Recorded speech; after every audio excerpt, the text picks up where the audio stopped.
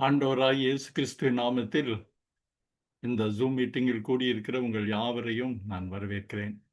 நாம் இந்த இந்த வாரத்தில் இருக்கிற யாத்திராகமம் 13வது எபிசோடுக்குள் போகும் முன்பாக நாம் 12வது எபிசோடில் என்னென்ன பார்த்தோம், 12வது பகுதியில் என்னென்ன பார்த்தோம் என்பதை மிக சுருக்கமாக பார்க்க போகிறோம். அதற்கு முன்பாக யூடியூபிலும் மற்ற இடத்திலும் பார்க்கிற மக்களுக்கு எங்களது வாழ்த்துக்கள். உங்களிடம் சொல்ல வேண்டிய விண்ணப்பம் ஒன்றுதான். இந்த ஆழமான வேத ஆராய்ச்சியை யார் யார் விரும்புகிறார்களோ அவர்களுக்கு இந்த யூடியூப் சேனலை நீங்கள் வந்து ரெக்கமெண்ட் பண்ணலாம். அவர்களுக்கு இந்த லிங்க் அனுப்பலாம்.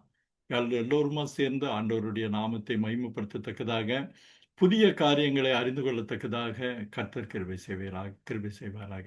இனி நம்ம வந்து 12 யாத்திராகமம் 12உடைய ரீகேப்புக்குள்ள நம்ம போகிறோம். நாம் யாத்திராகமம் 12ல 2வது, 3வது, 4வது வாதைகளை, அதன் விவரங்களை தெளிவாக பார்த்தோம். 2வது வாதை மறுபடி நீரிலிருந்து வருகிற ஒரு வாதை. அதாவது நீங்க அந்த இதுல பார்த்தீங்கன்னா, அந்த 2வது வசனத்துல ஆண்டவர் சொல்வாரு, இந்த மாதிரி அது ஒரே ஒரு வரி மாத்திரம் நான் சொல்றேன். நதி தவளைகளை திரளாய் பிறப்பிக்கும், அவைகள் உன் வீட்டிலும் படுக்கை அறையிலும் மஞ்சத்திலும் அப்படின்னு நிறைய எந்த அளவுக்குன்னு கேட்டா, தவளைகள் தவளைகள் எல்லா பக்கம் வந்து உன் அறையில் நிரம்பும்படிக்கின்ற ஒரு வார்த்தை இருக்கும். இதுல நீங்க பார்க்கிறீங்க, எகிப்து தேசத்தை மூடிக்கொண்டதுன்னு.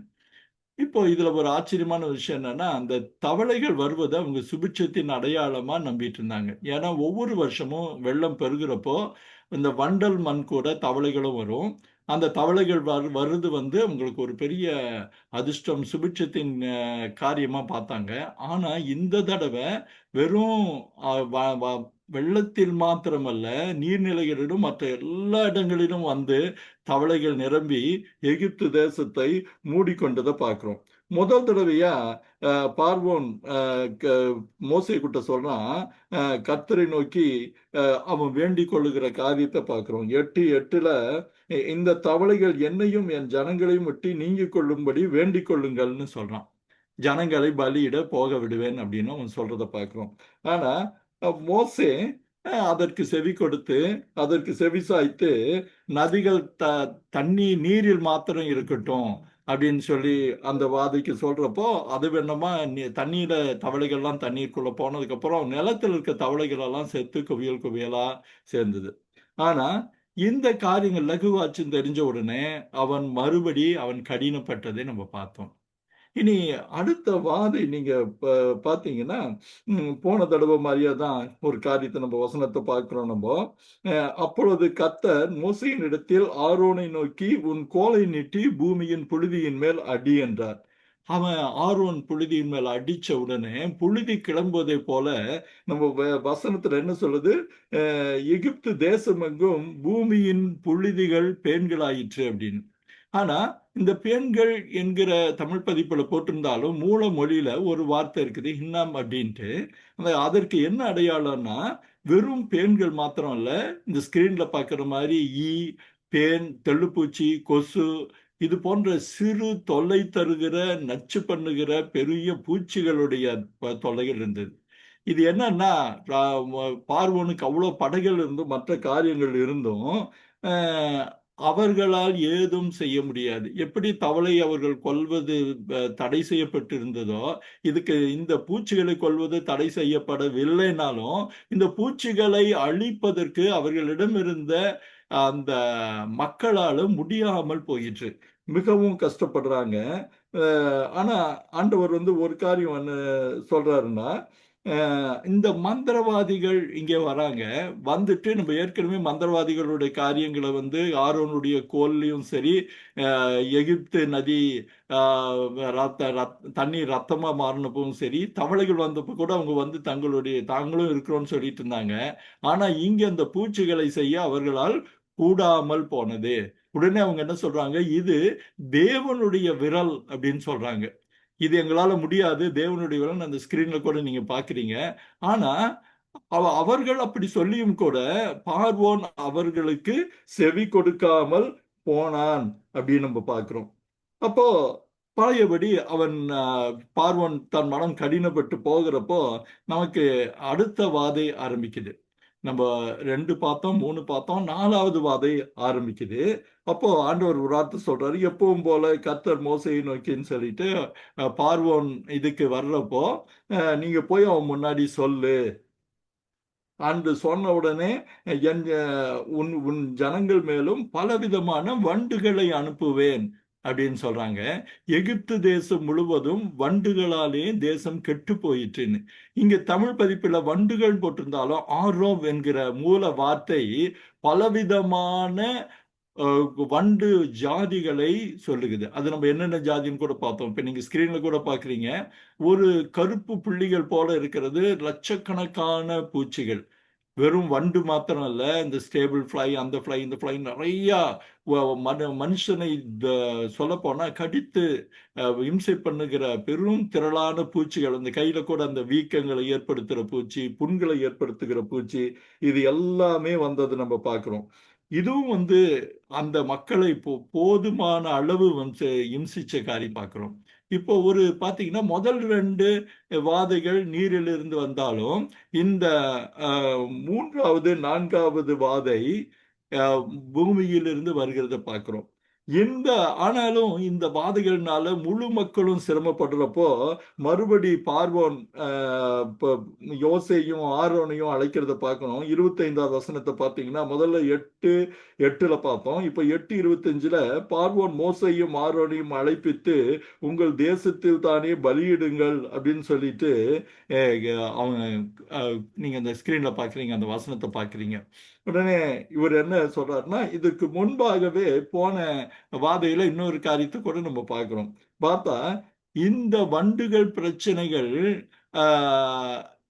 எகிப்தில் இருக்கிறவர்களுக்கு உண்டானதே தவிர மற்ற எபிரேய அதாவது கோசேன் பட்டணத்திலே அவைகள் எதுவும் செய்யாது இருக்கிறதை பார்க்கிறோம். சோ இந்த 2 ஜனங்களுக்குமான வித்தியாசங்கள் நம்ம பார்க்கிறோம். இந்த வண்டுகள்னால் அவதிப்பட்டதுக்கு அப்புறம் பார்வோன் 8:25 கூப்பிட்டு சொல்றான், மோசையும் ஆரோனையும் கூப்பிட்டு சொல்றான், உங்களுக்கு நீங்க பலியிட உங்கள் தேவனுக்கு தேசத்திலே பலியிடுங்கள் என்றால் மோசே அவன் கூட வாதம் பண்ணுகிறத பார்க்கிறோம். நீங்க பாத்தீங்கன்னா கிராஜுவலா ஒரு இதில் பார்த்தோம்னா மோசேயுடைய குரல் அதிகாரமிக்கதா போயிட்டு இருக்கிறதையும் பார்வோனுடைய குரல் தயங்கி தடுமாறி தத்தளிக்கிறதையும் நம்ம பார்க்கறது இருக்கும். இப்போ அவன் சொல்றான், நீங்க போய் பண்ணுங்கன்னு. இல்ல நாங்க பலியிடுவது எகிப்தியருக்கு அருவருப்பா இருக்குமே. நீங்க அந்த வசனத்தை ஸ்கிரீன்ல பாக்குறீங்க. எங்களை கல்லெறிவார்கள் அல்லவான்னு சொல்றான். உடனே பார்வோன் நீங்க அதிக தூரமாய் போக வேண்டாம், எனக்காக வேண்டுதல் செய்யுங்கள்னு. இந்த வார்த்தை ரொம்ப ஆச்சரியம். இப்ப யாத்திரமா 2ல யார் அந்த யாவேன்னு கேட்டவன் இப்போ நீங்க பாத்தீங்கன்னா என்ன சொல்றான்னு கேட்டா, எனக்காக வேண்டுதல் செய்யுங்கள் அப்படின்னு சொல்ற அளவுக்கு அவனுடைய மன மாற்றங்கள், அதாவது முழுமையான மாற்றம் சொல்ல முடியாது, அந்த பிரச்சனையின் உக்கரத்துல வரக்கூடிய ஒரு வார்த்தை. ஒரு வகையில் சொல்ல போனா இது யாவேயினால் உண்டாயிற்று என்று புரிந்து கொண்டதை போல எனக்காக வேண்டுதல் செய்யுங்கள் அப்படின்னு சொல்றான்.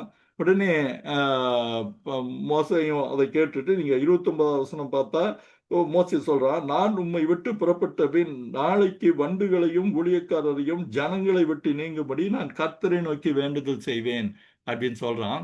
இதுல இன்னொரு ஆச்சரியமான ஒரு வசனம் என்ன நீங்க பாத்தீங்கன்னா 31வது வசனம், கர்த்தர் மோசேயின் சொற்படி கேட்டு வண்டு ஜாதிகளையும் பார்வோனையும் அவன் ஊழியக்காரரையும் ஜனங்களை விட்டு நீங்கும்படி செய்தார். ஒரு அழகான ஆச்சரியமான விஷயம் என்னன்னா, ஒன்றாகிலும் மீந்திருக்கவில்லை. நம்ம முதல்ல ஸ்கிரீன்ல பார்த்தோம், லட்சக்கணக்கான ஆயிரக்கணக்கான வண்டு ஜாதிகள் வந்தும் ஒண்ணு கூட மீதம் இருக்கவில்லை என்பது இந்த சிருஷ்டிகளின் மேல் சிருஷ்டிகருக்கு இருக்கிற அதிகாரத்தை நமக்கும் எல்லாருக்கும் காட்டுகிறதா இருக்குது. ஆனா பார்வோனோ இந்த முறையும் இருதயத்தை கடினப்படுத்தி, நீங்க ஸ்கிரீன்ல பாக்கிறீங்க ஒன்றாகிலும் மீந்திருக்கவில்லைன்னு, இந்த முறையும் அவன் கடினப்பட்டு ஜனங்களை போக விடாதிருந்தான். இதோடு நம்ம போன இஷ்யூடைய ரீகேப்பை நம்ம இவ்வளவுதான் நம்ம பண்ணோம். இந்த தடவை யாத்திராகமம் 13க்குள்ளாக, அதாவது 13வது எபிசோடுக்குள்ள நம்ம போக போறோம். இந்த காரியங்கள்ல 5வது வாதை நம்ம 5வது வாதையிலிருந்து நம்ம ஆரம்பிக்க போறோம். நீங்க ஸ்கிரீன்ல வந்து நீங்க 9:1 5 அந்த வசனத்தை பார்த்த உடனே ஒரு சின்ன வீடியோவை நம்ம பார்க்க போறோம். 9:1 பின்பு இன்னைக்கு நம்ம இந்த ஸ்கிரீன்ல பாக்குறீங்க.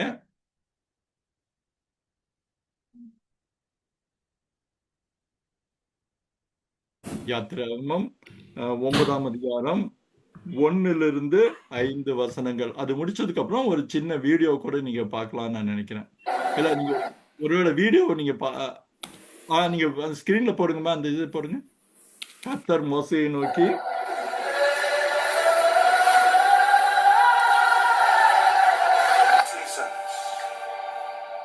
God of Hebrews' mighty hand done this. நீங்க ஸ்கிரீன்ல பார்த்ததை வந்து நீங்க ஒருவேளை வசனத்துல பார்த்தீங்கன்னா இன்னும் அழகா புரியும். அந்த வசனத்தை படிக்கிறோம் பாருங்க. நீ அவர்களை விடமாட்டேன் என்று நிறுத்தி வைத்தாயாகில் கர்த்தருடைய கரம் வெளியில் இருக்கிற உன் மிருக ஜீவன்களாகிய குதிரைகளின் மேலும் கழுதைகளின் மேலும் ஒட்டகங்களின் மேலும் ஆடு மாடுகளின் மேலும் இருக்கும். மகா கொடிதான கொள்ளை நோய் உண்டாகும். கர்த்தர் இஸ்ரவேலின் ஜனங்களுக்கும் மிருக ஜீவன்களுக்கும் வித்தியாசம் பண்ணுவார். இஸ்ரவேல் புத்திரருக்கு உரியவைகள் எல்லாவற்றிலும் ஒன்றும் சாவதில்லை என்றார். மேலும் நாளைக்கு கர்த்தர் இந்த காரியத்தை தேசத்தில் செய்வார் என்று சொல்லி கர்த்தர் ஒரு காலத்தை குறித்தார் என்று எபிரேயருடைய தேவனாகிய கர்த்தர் சொல்கிறார் என்று அவனிடத்தில் சொல் என்கிறார். இப்ப நீங்க பாத்தீங்கன்னா ஆண்டவர் சொல்லுகிற வார்த்தைகளின் அளவு இன்னும் கொஞ்சம் அதிகமாயிட்டு இருக்கிறதா பார்க்கிறோம். அதற்கு முன்னாடி ஒரு குறிப்பு நம்ம பார்க்கலாம். இதற்கு முன்பு வந்த வாதைகள் எல்லாம் அவர்களுக்கு ஒரு தொல்லையாக இருந்தது. அவர்கள் வாழ்க்கையில் ரொம்ப பெரிய பாதிப்பு கிடையாது. அவர்கள் வாழ்க்கையில் ஒரு தொல்லையாக இருந்தது. நதி ரத்தமாக மாறினதும் சரி, தவளைகள் வந்ததும் சரி, பிறகு பூச்சிகள் வந்ததும் சரி, அவர்கள் வாழ்க்கையின் ஆதாரத்தை உழுக்காத ஒரு காரியம் அப்படின்னு நம்ம பார்க்கணும். ஆனா ஒவ்வொரு வாதையில அவர்கள் அவதிப்பட்ட போதும் அவர்கள் மனம் வருத்தம் அடைஞ்சு அதுக்காக கேட்கறதும் இது பண்றதும் பார்த்தா அது முடிஞ்சதுக்கு அப்புறம் மறுபடி மன கடினப்பட்டு போகிற காரியத்தை பார்க்கிறோம். ஆனா இந்த வாதையில முதல் தடவையாக அவர்களின் வாழ்வாதாரத்தின் மேல் வரும் பலத்த தாக்குதலாக இருக்குது. நீங்க ஸ்கிரீன்ல கூட பாக்குறீங்க. அவற்றின் மேல் பலத்த அடியுடன் விழுகிறது. ஏன்னா அவர்களுடைய பொருளாதாரத்துல விவசாயத்துக்கு கூட கால்நடைகள் மிக முக்கியமான ஒரு பங்கு இருக்கு. அந்த கால்நடைகள் மரித்து போவது அவர்களது பொருளாதாரத்தை குலுக்குகிற அல்லது உலுக்குகிற ஒரு காரியம்னு பார்க்கலாம். அதுவும் நீங்க பாத்தீங்கன்னா ஒரு எச்சரிப்போட இருக்குது. நீங்க இந்த பெரிய வசனத்துல பாத்தீங்கன்னா இது என்னால் ஆயிற்று என்று புரியும்படிக்கு கர்த்தர் இந்த காரியத்தை செய்தார் என்பதற்கு எகிப்தியரின் மிருக ஜீவன்களுக்கும் இஸ்ரவேலரின் மிருக ஜீவன்களுக்கும் அவர் என்ன சொல்றாரு? ஒரு வித்தியாசத்தை பார்க்கிறார். ஒரு வித்தியாசத்தை செய்கிறார். அப்போ நீங்க இந்த ஒரு 4-5 வசனத்துல ஆண்டவர் சொல்றது ஒருவேளை நீங்க கவனிச்சு பார்த்தீங்கன்னா இது ரொம்ப தெரியா புரியும். அப்போ நீங்க ஏன் இப்படி செய்யறாருங்கிறப்போ 9வது அதிகாரம் 2ஆம் வசனத்தை நம்ம நினைவுபடுத்துகிறது நல்லது. நீ அவர்களை விடமாட்டேன் என்று இன்னும் நிறுத்தி வைத்தாயாகில் அப்படின்னு. அப்போ இந்த காரியங்களை, அதாவது இந்த 5வது வாதையில அவர் சொன்னதற்கு மோசே ஏதும் பார்வோன் ஏதும் பதில் சொல்வதில்லை. இதுக்கு முன்னாடி இன்னொரு காரியத்தை நீங்க ஞாபகம் வச்சுக்கிறது நல்லது. நமக்கு யாத்திராகமம் 7:3 அற்புதங்களாலும் அடையாளங்களாலும் நான் காரியத்தை பண்ணுவேன்னு சொல்ற காரியம் முதல் தடவையாக வாதை என்கிற வார்த்தையை ஆண்டவர் பயன்படுத்துகிறார். இந்த வாதைக்கு நம்ம மூல மொழியில டாபர் என்று பெயர். அதாவது நீங்க ஸ்கிரீன்ல பாக்குறீங்க ஒரு பெரிய கொள்ளை நோய். அது நம்ம முதல்ல அந்த வீடியோல பார்த்த மாதிரி கர்த்தருடைய கரம். இதுல 2 விஷயம். அந்த கர்த்தருடைய கரம்ங்கிறது ஒருவேளை நீங்க ஆங்கில பதிப்புல நீங்க பாத்தீங்கன்னா கேபிட்டல் LORD அப்படின்னு இருக்கிறத பாக்குறோம். அப்போ அதை நம்ம ஒருவேளை ஒரு புரிதலுக்காக நம்ம எப்படி எடுத்துக்கலாம்னு கேட்டா யாவே யாவே, கர்த்தருடைய கரம், யாவேயுடைய கரம் அல்லது யெகோவாவுடைய கரம் இதை நிறைவேற்றுகிறது. யெகோவாவுடைய கரம் இங்கு செயல்படுகிற காரியத்தை நம்ம பார்க்கிறோம். நீங்க 3வது வசனத்துல கர்த்தருடைய கரம் என்கிறத ஒருவேளை அந்த ஏயில குயிக்கா மறைஞ்சிருச்சு. ஆண்டவருடைய கரம் பெருசா இருக்கிற அந்த படம் ஒருவேளை உங்களுக்கு ஞாபகம் இருக்கும்னு நினைக்கிறேன். அந்த அந்த இந்த நீங்க ஸ்கிரீன்ல பாக்குறீங்க இல்லையா, கர்த்தருடைய கரம், யாவேவுடைய கரம், யெகோவாவுடைய கரம் இது செய்து மகா கொடிதான கொள்ளை நோய் டேபர் நம்ம இந்த ஸ்கிரீன்ல பார்த்தோம் உண்டாகிறது என்பதை பார்த்தோம். இப்ப பார்த்தா இது நடந்து முடிஞ்சதுக்கு அப்புறம் பாத்தீங்கன்னா, மறுநாளில் கர்த்தர் அந்த காரியத்தை செய்தார். எகிப்தியருடைய மிருக ஜீவன்கள் எல்லாம் செத்து போயிற்று. இந்த காரியத்தை சொன்ன உடனே பார்வோன் எந்த பதிலுமே சொல்லவில்லை. நீங்க பாத்தீங்கன்னா இன்னொரு ஆச்சரியமான ஒரு காரியத்தை பார்க்கலாம். வசனம் 5க்கும் 6க்குமான ஒரு இடைவெளியை நம்ம புரிஞ்சுக்கிறது நல்லது. அன்பானவர்களே, பல நேரங்கள்ல இந்த வசனங்களுக்கு இடையிலான இடைவெளியில் இருக்கிற காட்சிகளை அல்லது மற்ற காரியங்களை நாம் தெரிந்து கொள்வது அந்த முழு காட்சியையும் நாம் ஆழமாய் தெளிவாய் புரிந்து கொள்ள ஏதுவாக இருக்கும். இப்ப நான் சொல்றதை திரும்ப உங்களுக்கு நான் சொல்றேன். இந்த யாத்திராகமம் 9 5வது வசனத்திற்கும் 6வது வசனத்திற்கும் நடுவில் ஒரு இடைவெளி இருக்கு அப்படின்னு நம்ம யூகிக்க முடியும் அல்லது அவதானிக்க முடியும். ஏன்னா அவன் சொன்னதுக்கு பார்வோன் எந்த பதிலும் சொல்வதில்லை. அவன் ஒருவேளை என்ன சொல்லிருக்கலாம், நாளைக்கு அதற்கு ஒரு காரணத்தை நம்ம எப்படியாக யோசிக்கலாம்னா, மேலும் நாளைக்கு இந்த கர்த்தர் இந்த தேசத்தில் செய்வார்னு 5வது வசனத்தில் இருக்கிறப்போ ஒருவேளை இது நடக்குமோ என்ற ஒரு பயத்தோடு எதிர்பார்ப்போடு எந்த விதமான மறுமொழி பிரதியத்தரும் இல்லாம அவன் போயிருந்திருக்கலாம். ஆனா 6வது வசனத்துல அந்த இடைவெளிக்கு பிறகு பாத்தீங்கன்னா 9:5 பார்த்து அவன் திகைச்சோ வாயடைச்சோ அவன் போயிருந்தாலும் அடுத்த நாள்ல என்ன நடக்குதுன்னு கேட்டீங்கன்னா, அவர் சொன்னபடி செய்கிறது. கர்த்தரே இந்த 6வது வசனத்துடைய முதல் வசனத்தை முதல் வார்த்தையை பாருங்க. மறுநாளில் கர்த்தர் அந்த காரியத்தை செய்தார். இது ஒரு ஆச்சரியமான விஷயம். ஒவ்வொரு வாதைகளுக்குமான வித்தியாசத்தை நீங்க பார்த்தீங்கன்னா நம்ம ஆச்சரியமாகவும் ரொம்ப பிரமிப்பாகவும் இருக்கும். நம்ம பெரும்பாலும் இந்த 10 வாதைகளை பற்றி நம்ம சண்டே ஸ்கூல்ல படிச்சாலும் சரி, ஒரு மேஜிக் மாதிரி முதல் வசனம் 2வது வசனம் 2வது வசனம் 2வது வசனம்னு போயிட்டு இருக்குது. ஆனா என்னன்னா இதுல நீங்க அது இல்லாம நீங்க புரிஞ்சுக்கிட்டீங்கன்னா ரொம்ப ஆச்சரியமா இருக்கும். ஒவ்வொரு வாதைக்குமான வித்தியாசம், ஒவ்வொரு வாதைக்குமான வித்தியாசத்தை நம்ம பார்க்கிறப்போ ரொம்ப ஆச்சரியமா இருக்கும். இங்க பாத்தீங்கன்னா கர்த்தர் இந்த காரியத்தை செய்தார். அப்போ அவர் செய்த மாத்திரத்துல மிருக ஜீவன்கள் நீங்க பாத்தீங்கன்னா எகிப்தியருடைய மிருக ஜீவன்கள் எல்லாம் செத்து போயிற்று. இஸ்ரவேல் புத்திரரின் மிருக ஜீவன்களில் ஒன்றாகிலும் சாகவில்லை. இந்த காரியம் நேர நீங்க பாத்தீங்கன்னா அதற்கு முன்பாக ஆண்டவர் என்ன சொன்னாரோ அது நிறைவேறினதை பார்க்கிறோம்.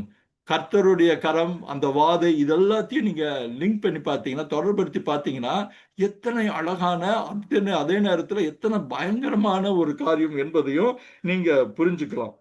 ஒருவேளை இந்த பார்வோன் இந்த காரியம் நடந்த உடனே அவன் ஒருவேளை ராவெல்லாம் யோசனை பண்ணியிருக்கணும், இது நடக்குமா நடக்காதான்னு.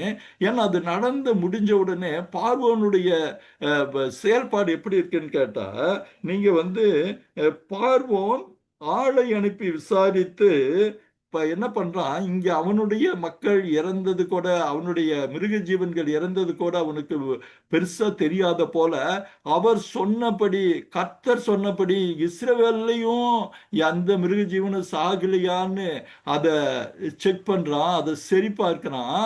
ஆனா என்னன்னா அவனுக்கு கிடைத்த உண்மை என்ன, இஸ்ரவேலரின் மிருக ஜீவன்களில் ஒன்றாகிலும் சாகவில்லை என்று அறிந்தான். பார்வோனின் இருதயமோ கடினப்பட்டது, அவன் ஜனங்களை போக விடவில்லை. இப்ப பாத்தீங்கன்னா அவனுக்கு தெரிஞ்சிருச்சு, அவர் சொன்னபடி ஆண்டவர் செஞ்சுட்டாருன்னு. நம்மளுடைய எகிப்தியருடைய மிருக ஜீவன்கள் எல்லாமே செத்து போயிற்று. ஒரு பெரிய பொருளாதார பலமான அடி விழுந்திருக்கு. ஆனா இஸ்ரவேல் ஜனங்களுக்கு ஒண்ணுமே ஆகலைன்னு தெரிஞ்ச உடனே அவனுக்கு பயமும் திகைப்புமா தடுமாறி போயிருக்க வேண்டும். அவன் மனசுல ஒரு பெரிய கேள்விக்குறி இருந்திருக்கணும். என்ன கேள்விக்குறினா, அந்த மிருக ஜீவன்களை பாதுகாக்கிற நம்முடைய கடவுளர்கள் எங்கே போனாங்க? ஒருவேளை அவன் நாளைக்கு இந்த அழிவு நடக்குன்னு சொன்னப்போ அவனுடைய ஆட்கள் எல்லாத்துக்கிட்டையும் சொல்லி இந்த கால்நடைகளுக்கான தெய்வங்கள் கிட்ட பெரிய விண்ணப்பத்தை செய்ய சொல்லி இருந்திருக்கலாம். இது ஒரு யூகம்தான். ஆனா எந்த தெய்வமுமே அவனுடைய குரலுக்கு பதில் தரவில்லை என்கிறது ரொம்ப ஆச்சரியம். சரி, எந்தெந்த தெய்வத்துக்கிட்ட அவன் வேண்டி இருக்கலாம் அப்படின்னு நம்ம பார்த்தீங்கன்னா, இங்க ஸ்கிரீன்ல பாக்குறீங்க, ஹாத்தோர் அப்படின்னு ஒரு தெய்வம். இது வந்து ஒரு பெண் தேவதை. குறிப்பா பசுக்களுக்கான கடவுள், செழுமைக்கும் தாய்மைக்குமான ஒரு கடவுள் இந்த ஹாத்தோர். இப்ப நீங்க அடுத்த தெய்வம் ஆப்பிஸ் அப்படின்ட்டு, இது சாக்ரெட் புல்னு சொல்லுவாங்க. நீங்க வந்து இதுவும் என்னன்னு கேட்டா செழிப்புக்கும் பலத்துக்குமான ஒரு காரியம். அது மாத்திரம் இல்லாதபடி இது தாய் என்ற கடவுளுடைய மறுஜென்மம் அப்படின்னு சொல்றதை நம்ம பார்க்கிறோம். ஸ்கிரீன்ல அந்த காலத்தை பார்க்குறீங்க, பி சைலண்ட். இந்த தாய் என்கிற கடவுள், இந்த கடவுள் தான் எல்லாத்தையும், இந்த மிருக ஜீவன்கள் எல்லாத்தையும் சிருஷ்டித்தான்னு சொல்லி அவங்க நம்பிட்டு இருந்தாங்க. அந்த கடவுளுடைய இன்னொரு பிறப்பு, ஒரு இன்கார்னேஷன் அப்படின்னு சொல்லுவாங்க. ஆனா அந்த கடவுளும் பதில் சொல்லவே இல்லை. இன்னொரு கடவுள் கூட இந்த கால்நடைகளுக்கா இருந்தது, நெவிஸ் அப்படின்ட்டு. இந்த கடவுளும் எந்த பதிலும் சொல்லவில்லை. அப்போ எந்த கடவுளர்களை பார்வோன் நினைச்சு கொண்டிருந்தானோ அந்த கடவுளர்கள் யாருமே ஒன்றுமில்லாமல் செயலற்று போனார்கள். இந்த வீடியோ நீங்க பாருங்க. இவர்கள் நம்பி வணங்கி வந்த ஹாத்தோர், யாப்பிஸ், நெவிஸ் போன்றவை இந்த 5ஆம் வாதையில் தேவக்கரத்தினால் மடிந்து போயிற்று. எந்த கடவுளர்கள் எகிப்தியர் கால்நடைகளை பாதுகாப்பதாக நம்பி இருந்தார்களோ அவர்கள் தோற்று போனார்கள். அந்த கடவுளர்கள் தோற்று போனாங்க. ஆனா என்ன, இன்னொரு கூடவே ஒரு ஆச்சரியம்னா, எபிரேயர்களின் தேவன் அந்த கால்நடைகளை பாதுகாக்கிறவராய் இருந்தார். இந்த கொள்ளை நோய் அவர்களை அண்டாதபடி அவர்களை பாதுகாத்ததையும் நம்ம உணர முடியும். ஆனாலும் கடினப்பட்டு எந்த வார்த்தைகளும் இல்லாம மறுபடி மௌனமாய் போயிட்ட பார்வோனிடம் மறுபடியும் மோசேயும் ஆரோனையும் அனுப்புகிறார். நீங்க பாத்தீங்கன்னா 6வது வசனத்தை நம்ம பார்க்கலாம். அந்த 6ஆம் வாதைக்காக நம்ம 6வது வசனத்தை பாருங்க. 9, 8. அப்பொழுது கர்த்தர் மோசேயும் ஆரோனையும் நோக்கி, உங்கள் கைப்பிடி நிறைய சூளையின் சாம்பலை அள்ளிக்கொள்ளுங்கள், அதை பார்வோனுடைய கண்களுக்கு முன்பாக வானத்திற்கு நேராக இறைக்க கடவன் அப்படின்னு. சோ இதை பத்தி ஒரு குட்டி ஏஐ வீடியோவை பாருங்க, உங்களுக்கு இன்னும் ஆழமா புரிய ஆரம்பிக்கும்.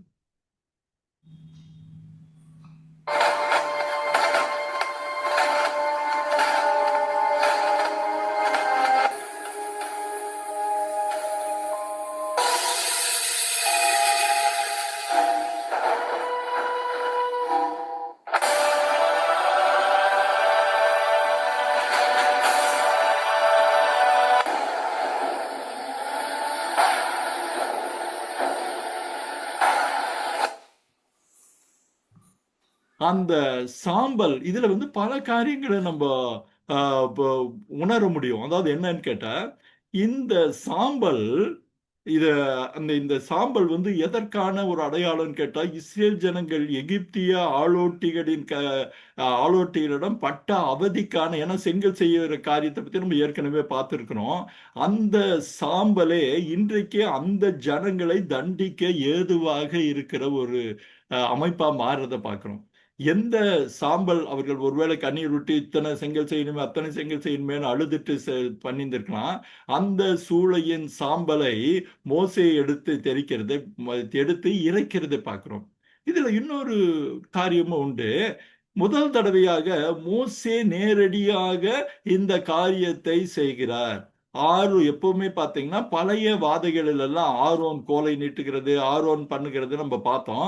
ஆனால் முதல் தடவையாக மோசே தான் அந்த சாம்பலை எடுத்து பார்வோனுக்கு முன்பாக இறைக்கிற காரியத்தை நம்ம பார்க்கிறோம்.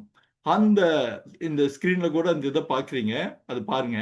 அந்த இறைத்த உடனே என்ன நடக்குதுன்னு கேட்டா, எகிப்து தேசமெங்கும் தூசியாகி மனிதர் மேலும் மிருக ஜீவன்கள் மேலும் எரிபந்தமான கொப்புளங்களை வரப்பண்ணினது அப்படின்னு நாங்க பாக்குறோம். இந்த ஸ்கிரீன்ல நீங்க நல்லா பாத்தீங்கன்னா இன்னொரு ஆச்சரியமா இருக்கும்.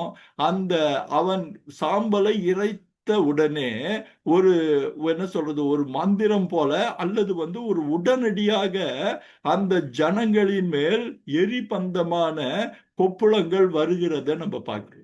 நீங்க அந்த ஏஐ வீடியோல கூட கொஞ்சம் கவனிச்சு பார்த்தீங்கன்னா அந்த பார்வோனுடைய முதல்ல நன்றாக இருந்த கைகளில் மேல அந்த கொப்புளங்கள் வருகிறத பார்க்கிறோம்.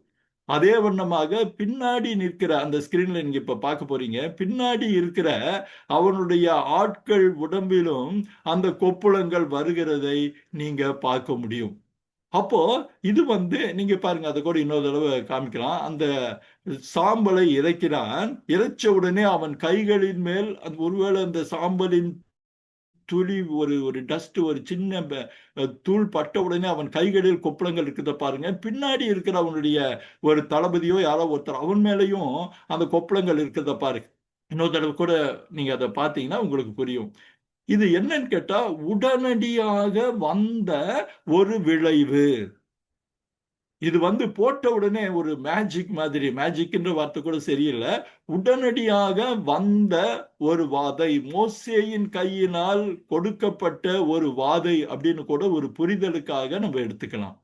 அப்போ ஒரு சந்தேகம் இருக்கு, ஏன் ஆரோன் கையில கொடுக்கல அப்படின்னா அதற்கு ஒரு அழகான காரணம் இருக்கு. நீங்க ஸ்கிரீன்ல பாக்குறீங்க, ஆரோன் பிரதான ஆசாரியன்.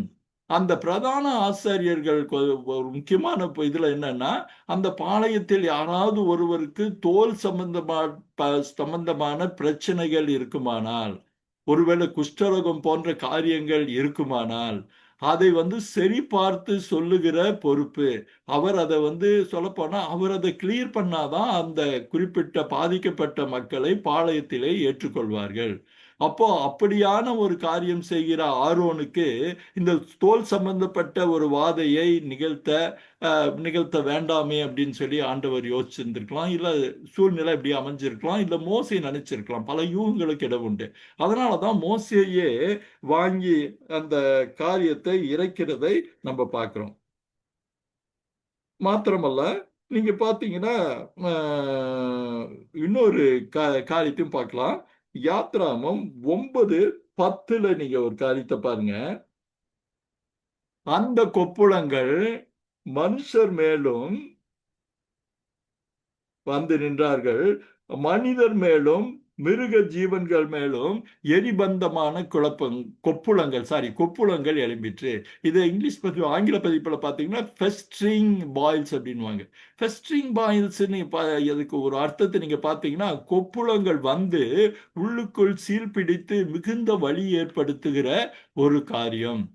இந்த கொப்புளங்கள் தாங்க முடியாத எரிச்சலையும், ஏன்னா எகிப்துடைய வெயில் நமக்கு எல்லாருக்கும் தெரியும், அந்த காரியத்தை பண்ணுகிற ஒரு காரியம். நீங்க அடுத்த இன்னொரு ஆச்சரியமான காரியத்தையும் பார்க்கிறோம். ஏன்னா முதல் 2-3 வாதைகள்ல நம்ம மந்திரவாதிகள் வந்ததை நம்ம பார்க்கிறோம். ஏற்கனவே அவங்கள பார்த்தோம், தேவனுடைய விரல்னு சொல்லிட்டு அவங்க போன வாதையில சொன்னதை பார்க்கிறோம். இப்பவும் அந்த மந்திரவாதிகள் வராங்க. ஆனா அவர்களுக்கும் கொப்புளங்களின் நிமித்தம் அவர்கள் மோசேக்கு முன்பாக நிற்கக்கூடாதிருந்தது. இந்த தடவை அவங்க ஒரு வார்த்தை கூட பேச முடியல. அவர் அந்த சாம்பலை இறைத்த மாத்திரத்துல ஒரு பெரிய வியப்பான ஆச்சரியமான அற்புதமான காரியம் மாதிரி அங்கு சுற்றி இருந்த எல்லா மக்கள் மத்தியிலும் கொப்பளங்கள் வந்தது. இது அந்த பார்வோனுக்கு ஆதரவாக பேச வந்த மந்திரவாதிகளுக்கும் அந்த கொப்பளம் உண்டானது நிமித்தம் அவர்கள் மோசேக்கு முன்பாக நிற்க கூடாதிருந்தது அப்படின்ட்டு சொல்றாரு. ஆனாலும் பார்வோன் இந்த தடவை பார்த்தீங்கன்னா அவனும் பேசுவதே கிடையாது. அவன் ஒருவேளை தட்டு தடுமாறி குழம்பி போயிருந்திருக்கணும். வசனம் என்ன சொல்லுதுன்னு கேட்டா, அவன் அவர்களுக்கு 12வது வசனம், கர்த்தர் மோசையோட சொல்லி இருந்தபடியே கர்த்தர் பார்வோனின் இருதயத்தை கடினப்படுத்தினார், அவன் அவர்களுக்கு செவி கொடுக்கவில்லை. இந்த தடவை நீங்க பாத்தீங்கன்னா ஒரு வார்த்தை நீங்க கவனிக்கிறது நல்லது. கர்த்தர் பார்வோனின் இருதயத்தை கடினப்படுத்தினார், அவன் அவர்களுக்கு செவி கொடுக்கவில்லை. கர்த்தர் கடினப்படுத்தினார். ஏற்கனவே சூழ்நிலைகளின் உணர்வு புரியாம, சூழ்நிலைகளில் இருக்கிற பிரச்சனைகள் புரியாம, மந்தமாய் எதை செய்வதென்று தெரியாமல் இறுகி போன இருதயத்தோடு இருந்த அவனை நீ அப்படியே இருன்னு சொல்ற மாதிரி கர்த்தர் அவனை கடினப்படுத்தினான்ற வார்த்தையை பார்க்கிறோம் இந்த இடத்துல. ஆக அவன் அவர்களுக்கு செவி கொடுக்கிறது மாத்திரமல்ல, எதையுமே பேசவில்லை. ஏன் அவர்களுக்கு செவி கொடுக்கவில்லை? இந்த எரிபந்தங்கள் இப்படியான பிரச்சனைகளுக்கு அவர்கள் பல தெய்வங்களை நம்பிக்கொண்டிருந்தார்கள். அந்த தெய்வங்கள் என்னன்னு கூட நம்ம பார்க்கலாம். இந்த தெய்வம் செக்மத் அப்படின்ற ஒரு தெய்வம். இந்த தெய்வம் ஆரோக்கியத்தை தருகிற ஒரு தேவதை, சுகத்தை, பலத்தை, நலத்தை தருகிற ஒரு தேவதை. நீங்க ஸ்கிரீன்ல பாக்குறீங்க, கொள்ளை நோய்க்கும் மற்ற எல்லா பலவீனத்திற்கும் சுகம் தருகிற ஒரு பெண் கடவுள். நீங்க அடுத்த கடவுள் கூட நீங்க பாருங்க, ஹிமட்டோப் அப்படின்னு. இவங்க என்னன்னா மருத்துவத்திற்கான கடவுள். எல்லா விதமான மருந்துகள் சாப்பிடுவதற்கும், மருந்துகள் சொல்லப்போனா ஒரு டாக்டர், ஒரு கடவுள் டாக்டர் நம்ம ஒரு நகைச்சுவை ஒரு வார்த்தைக்காக எடுத்துக்கலாம். இந்த எல்லா விதமான மருத்துவ காரியங்களுக்குமான ஒரு கடவுள் ஹிமோடாப் அப்படின்னு. கீழே கூட நீங்க இந்த ஸ்கிரீன்ல பாத்தீங்கன்னா காட் ஆஃப் மெடிசன் அப்படின்னு போட்டிருக்கிறத பாக்குறோம். இந்த படங்கள் எல்லாம் எஜிப்சியன் மியூசியத்துல எடுக்கப்பட்ட படங்கள். கூடவே இன்னொரு கடவுள் படத்தையும் பாக்குறீங்க, ஐசிஸ் அப்படின்ட்டு. அந்த ஐசிஸ் கடவுள் கீழே நீங்க பாத்தீங்கன்னா, ஒருவேளை நம்ம எல்லாம் புரிஞ்சுக்கிறதுக்கு வசதியா gods of medicine and peace, அதாவது மருத்துவம், சமாதானத்திற்கான ஒரு பெண் கடவுள். இந்த வாதை மிக கொடூரமாக இருக்கிறத நம்ம பார்க்கிறோம். ஏன்னா நீங்க பாத்தீங்கன்னா ஒவ்வொரு வாதையும் ஒரு வகையில நம்ம இத்தனை நேரம் நம்ம 6 வாதையை பார்த்திருக்கிறோம். இந்த 6 வாதைகள்ல முதல் 3-4 வாதைகள் கூட பெரிய அளவுல அவர்களை பாதிக்காதபடி அவர்களுக்கு ஒரு பெரும் தொல்லையாய், ஒரு தவிர்க்க முடியாத பிரச்சனையாய் இருந்ததுங்கிறது மாத்திரம் நம்ம பார்த்தோம். ஆனா வர வர போன வாதையும் சரி, இந்த வாதையும் சரி, அவர்களது சரீரத்தில் பலவீனத்தை ஏற்படுத்துது. சொல்ல போன வாதையில மிருக ஜீவன்கள் எல்லாம் இறந்தாலும் இந்த வாதையில மனிதர்கள் பாதிக்கப்படுகிறார்கள். எல்லா ஜீவன்களும் பாதிக்கப்படுது. அப்போ அந்த வாதையுடைய இன்டென்சிட்டி, தீவிரம் மிக அதிகமாகி அவனை பதற வைக்கும். அப்போ அவனுக்கு என்ன ஆச்சரியம், இத்தனை கடவுளர்களை நாங்க ஒவ்வொன்றுக்கும் தனித்தனியா வச்சிருந்தோமே, இந்த கடவுளர்கள் எங்கே போனார்கள்? இந்த கடவுளர்கள் ஏன் பலன் தரவில்லைன்னு ஒரு குட்டி வீடியோ நீங்க அதை பாருங்க.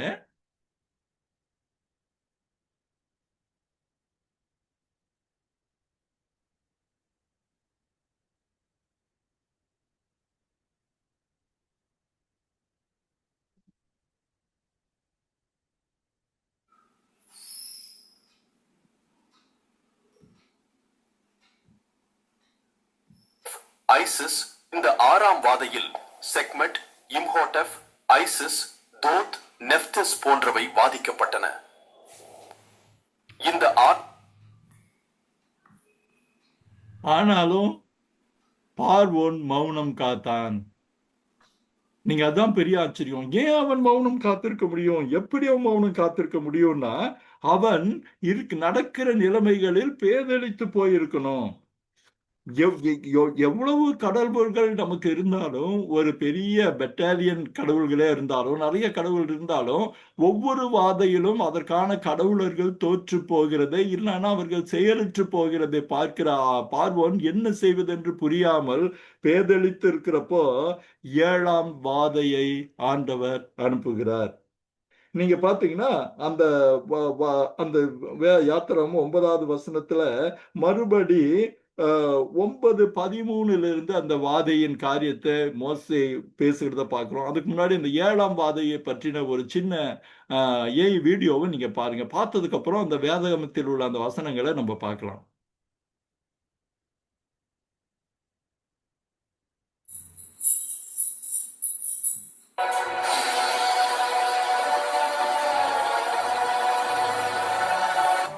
Signs of rain appear in Egypt, a land that had not seen rain from the day it was created until now. Send now and gather your livestock and all that you have in the field.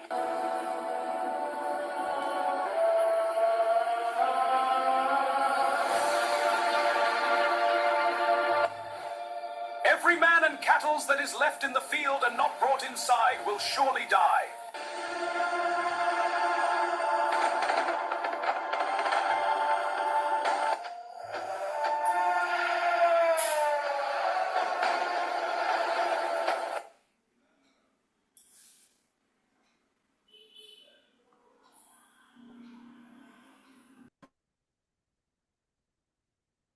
இனி இந்த வாதை தொடர்பான வசனங்களை நீங்க பார்க்கலாம். 9:13 கர்த்தர் மோசேயை நோக்கி, நீ அதிகாலமே எழுந்திருந்து போய் பார்வனுக்கு முன்பாக நின்று, மறுபடியும் அவர் சொல்ற காரியம் என்னன்னா, எனக்கு ஆராதனை செய்ய என் ஜனங்களை அனுப்பிவிடு. நீங்க பாத்தீங்கன்னா 7 முறை இந்த வார்த்தையை அவர் சொல்றதை பார்க்கிறோம். அதுல இது ஒரு முறையா நம்ம எடுத்துக்கலாம். எனக்கு ஆராதனை செய்ய என் ஜனங்களை அனுப்பிவிடு. அப்படி விடாதிருந்தால் பூமி எங்கும் என்னை போல வேறொருவரும் இல்லை என்பதை நீ அறியும்படிக்கு இந்த முறை நான் சகலவித வாதைகளையும் உன் இருதயத்திலும் உன் ஊழியக்காரர் மேலும் உன் ஜனங்கள் மேலும் அனுப்புவேன். ஒவ்வொரு வசனமும் எவ்வளவு ஒரு கடினமான வார்த்தைகளை கொண்டிருக்கிறது நீங்க பாத்தீங்கன்னா ஆச்சரியமா இருக்கும். 9:14 இனி 9:15 நீங்க பாத்தீங்கன்னா, நீ பூமியில் இராமல் நாசமாய் போகும்படி நான் என் கையை நீட்டி உன்னையும் உன் ஜனங்களையும் கொள்ளை நோயினால் பாதிப்பேன். எவ்வளவு ஒரு பயங்கரமான ஒரு தீர்ப்பாருங்க. இனி அடுத்த வசனத்தை பாருங்க, 9:16 என்னுடைய வல்லமையை உன்னிடத்தில் காண்பிக்கும்படியாகவும் என் நாமம் பூமியில் எங்கும் பிரஸ்தாபம்படியாகவும் உன்னை நிலை நிறுத்துவேன். இன்னொரு வசனத்தை பார்த்துட்டு இதை பற்றின விளக்கங்களை பார்க்கலாம். 9:17 பார்த்தீங்கன்னா மறுபடியும் ஆண்டவர் சொல்றாரு, நீ என் ஜனங்களை போக விடாமல் இன்னும் அவர்களுக்கு விரோதமாய் உன்னை உயர்த்துகிறாயோ. இந்த ஒவ்வொரு வசனத்தையும் தனித்தனியா நாங்க ஃப்ரேம்ல போடுறது காரணம், ஒவ்வொரு வசனத்தையும் நீங்கள் ஆழமாய் தெளிவாய் உள்வாங்கிக் கொள்ள வேண்டும் என்பதற்காகத்தான். நீங்க 9:18 பாருங்க, இந்த வாதையுடைய ஒரு விசேஷம் என்னன்னு நீங்க பாத்தீங்கன்னா, எகிப்து தோன்றிய நாள் முதல் இதுவரைக்கும் அதில் பெய்யாத மிகவும் கொடிய கல்மழையை நாளை இந்நேரம் பெய்ய பண்ணுவேன். இப்போ இன்னொரு இதுவரைக்கும் வராத வாதையில வராத ஒரு வித்தியாசத்தை ஆண்டவர் சொல்றாரு. 19 வசனத்துல, இப்போதே ஆள் அனுப்பி உன் மிருக ஜீவன்களையும் வெளியில் உனக்கு இருக்கிற யாவையும் சேர்த்துக்கொள். வீட்டிலே சேர்க்கப்படாமல் வெளியில் இருக்கும் ஒவ்வொரு மனிதனும் மிருகம் செத்து போகத்தக்கதாய் அந்த கல்மழை பெய்யும் என்று எபிரேயரின் தேவனாகிய கர்த்தர் சொல்லுகிறார் என்று அவனுக்கு சொல் என்று சொல்கிறார். அப்போ இந்த ஒரு காரியத்தை பார்த்தீங்கன்னா, இந்த வாதையில நம்ம கொஞ்சம் நின்று நிதானிச்சு சில காரியங்களை கவனிப்பது நல்லது. பார்த்தீங்கன்னா கிட்டத்தட்ட ஒரு 13வது வசனத்திலிருந்து 19வது வசனம் வரைக்கும் 6-7 வசனங்களை ஆண்டவர் பேசுகிறத பார்க்கிறோம். இந்த 7 வசனங்களிலும் அவருடைய 7 விதமான காரியங்களை நாம் கவனிப்பது நல்லது. முதல்ல வழக்கம் போல கர்த்தர் மோசேயை நோக்கி சொல்லி அவர் சொல்ற ஒரு காரியம். ரெண்டாவது வழக்கம் போல என் ஜனங்களை நீ அனுப்பிவிடின்னு சொல்ற காரியம். மூணாவது என்னன்னா, ஆண்டவர் என்னை நீ சாதாரணமாக எடுத்துக்கொண்டாயோ, நான் நினைச்சா உன்னை நான் அழிய விடுவேன். இத்தனை நாள் சகலவித வாதைகளால் உன் இருதயத்திலும் உன் ஊழியக்கார் மேலிலும் உன் ஜனங்கள் மேலும் அனுப்புவேன். நீ ரொம்ப ஒரு இயல்பா இது எப்பவும் போல ஒண்ணு சாதாரணமா வந்து போகிற ஒண்ணு அப்படின்னு.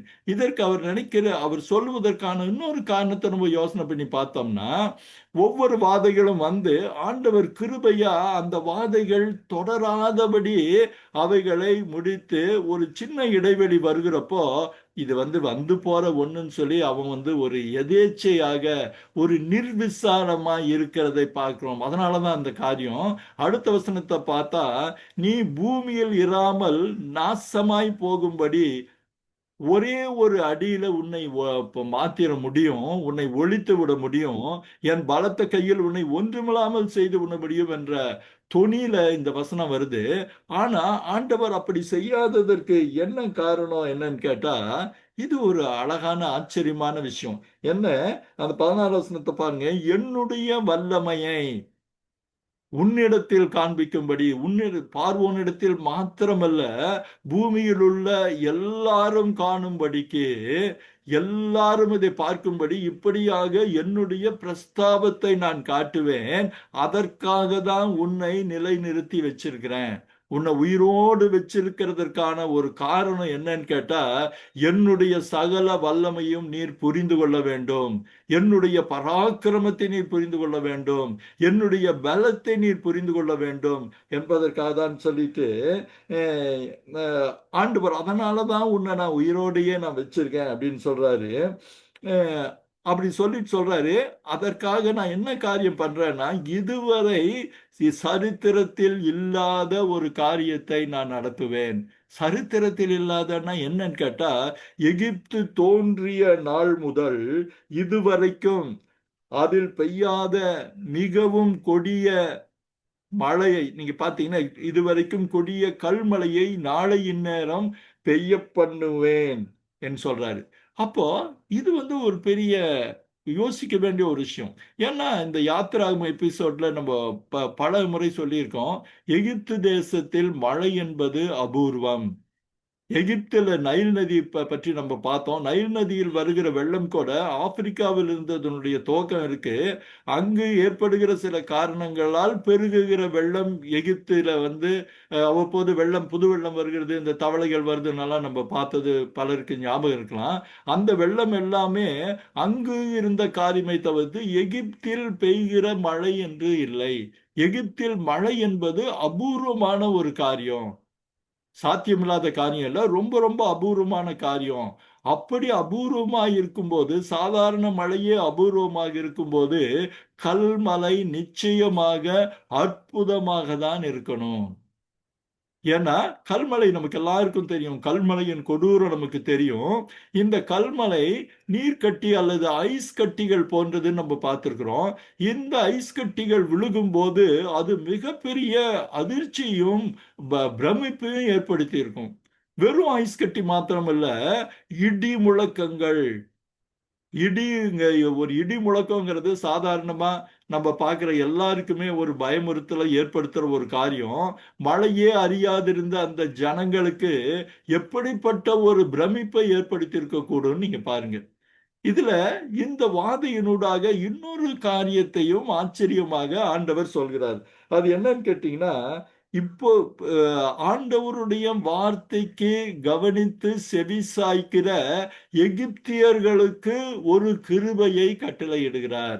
என்னன்னு கேட்டா, என் சொற்படி கேட்டு என்னுடைய வார்த்தைக்கு செவி கொடுத்து மிருக ஜீவன்களை வெளியில் இருக்காதபடி பாதுகாத்து கொள்ளுகிறவர்களுக்கு ஒன்றும் ஆகாது. இந்த நேரத்துல எகிப்தியர்களுடைய வாழ்க்கை முறையை பத்தி நம்ம பார்த்தோம்னா, அவர்களில் பெரும்பாலான பேர் ஒரு சின்ன வீடுகளில் தான் வசிச்சாங்க. ஆக அவர்களுடைய கால்நடைகள் எப்போதுமே வெளியில் தான் தங்கி இருக்கும். அந்த கால்நடைகள் வீட்டுக்குள்ள அவங்க வைக்க மாட்டாங்க, பாதுகாப்புக்காக கொண்டு வைக்க மாட்டாங்க. ஆனா ஒரு ஆண்டவர் சொன்னாரு, என்னுடைய இந்த வார்த்தை நிமித்தம் யார், நீங்க அதுக்கு 20வது வசனத்தை நீங்க பாருங்க, பார்வோனுடைய ஊழியக்காரரில் எவன் கர்த்தருடைய வார்த்தைக்கு பயப்பட்டானோ, அவர் ஏற்கனவே சொல்லியிருக்காரு இல்லையா, அவன் தன் வேலைக்காரரையும் தன் மிருக ஜீவன்களையும் வீடுகளுக்கு ஓடி வர பண்ணினான்.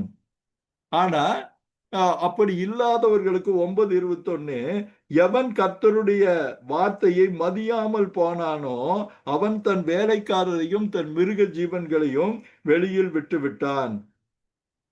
இது இவங்க ஆண்டவருடைய வார்த்தைக்கு செவி சாய்க்கிற எகிப்தியர்களுக்கு அவர் காட்டுகிற ஒரு பெரிய கிருபை.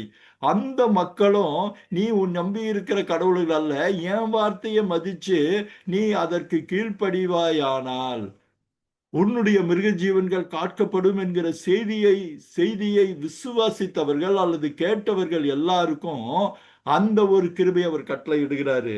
கேட்காதவர்களை பத்தி நம்ம பார்க்க போறது இல்ல. அப்போ இது முடிச்சதுக்கு அப்புறம் தான் என்ன சொல்றாரு 22வது வசனத்துல, அப்பொழுது கர்த்தர் மோசேயை நோக்கி, எகிப்து தேசம் எங்கும், நீங்க நல்லா ஞாபகத்துல வச்சுங்க, எகிப்து தேசம் எங்கும் மனிதர் மேலும், இந்த எகிப்து தேசம் எங்கோங்கிறப்ப கோசேன் பட்டணம் இல்லை, அது ஞாபகத்துல வச்சுக்கிறது நல்லது. கோசேன் எபிரேய ஜனங்கள் இல்லாத எகிப்து தேசம் எங்கும் அப்படின்னு நம்ம புரிஞ்சுக்கலாம். மிருக ஜீவன்கள் மேலும், எகிப்து தேசத்தில் இருக்கிற சகலவிதமான பயிர் வகைகள் மேலும் கல்மழை பெய்ய உன் கையை வானத்திற்கு நீட்டு அப்படின்னு சொல்றாரு.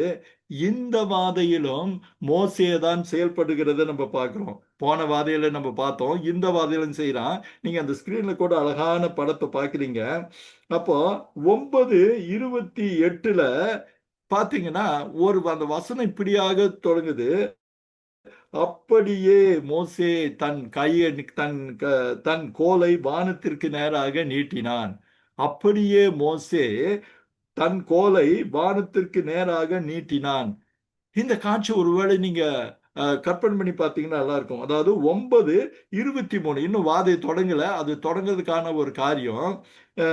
அப்பொழுது மோசே தன் கோலை 23வது வசனம், வானத்திற்கு நேராக நீட்டினான்.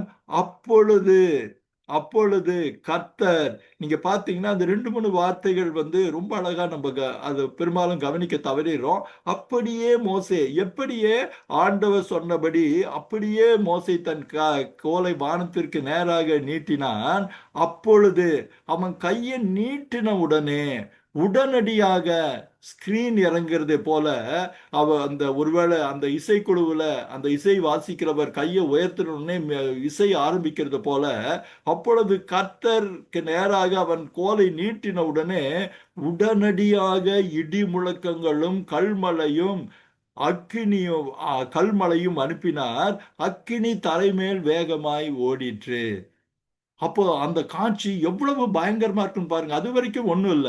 மோசே அங்க போய் கோலை வானத்திற்கு நேராக நீட்டுறாரு. நீட்டின மாத்திரத்துல இடி முழக்கங்கள் ஆரம்பிக்குது, கல்மழையும் வருது. இதுல அக்கினி தரையின் மேல் வேகமாய் ஓடிற்று அப்படிங்கறத நம்ம எப்படி புரிஞ்சுக்க முடியும்னா, மேல இருந்து நெருப்பு விழுந்தது அப்படின்னு நம்ம எடுத்துக்க முடியாது. ஏன்னா மூல மொழியில இடி மின்னலுக்கு அக்கினின்ற வார்த்தையை பயன்படுத்துவாங்க. அதாவது மின்னல்னு சொல்றது மாதிரி. ஒருவேளை என்னன்னா இடிங்கிறப்போ கூடவே மின்னல்கள் வருவதை இங்கே அக்கினி என்று அவர்கள் ஒருவேளை தமிழ்ல போட்டிருக்கலாம். அந்த அக்கினி இல்லாதபடிக்கு சில நெருப்பு துகள்கள் விழுந்திருக்கலாம். ஏன்னா நமக்கு அது நம்ம பார்த்த ஒரு காரியம் தான். ஏன்னா பயிர் எரிந்ததுன்னு சொல்லி சில இடத்துல நம்ம பார்க்கிறோம். ஆனா மேல இருந்து நெருப்பு மழை இல்ல, கல்மழையினூடே நெருப்பு துகள்கள் விழுந்தது அப்படின்னு எடுத்திருக்கலாம். பல நேரத்துல மின்னல் விழும்போது மரங்கள் பற்றி எறிகிறதை பார்க்கிறோம். பெரிய மழை பெஞ்சிட்டு இருக்கும், அந்த மழைக்கு நடுவாக மின்னல் இடி வந்தவுடனே மின்னல் தாக்கின அந்த மரம் மழை பெய்து கொண்டிருந்தாலும் பற்றி எரிகிற காரியம் இருக்கு இல்லையா, அதை நாம் இங்கு புரிந்து கொள்வது நல்லது. அப்போ அக்கினி தரையின் மேல் ஓடினா மின்னல் ஓடின காரியம், மற்றபடி இந்த மின்னல் தாக்கி பயிர்கள் எரிகிற காரியம் அப்படின்னு சொல்லி நம்ம புரிஞ்சுக்கிறது ரொம்ப ரொம்ப நல்லது. பாத்தீங்கன்னா கல்மலையை பெருக பண்ணினார்.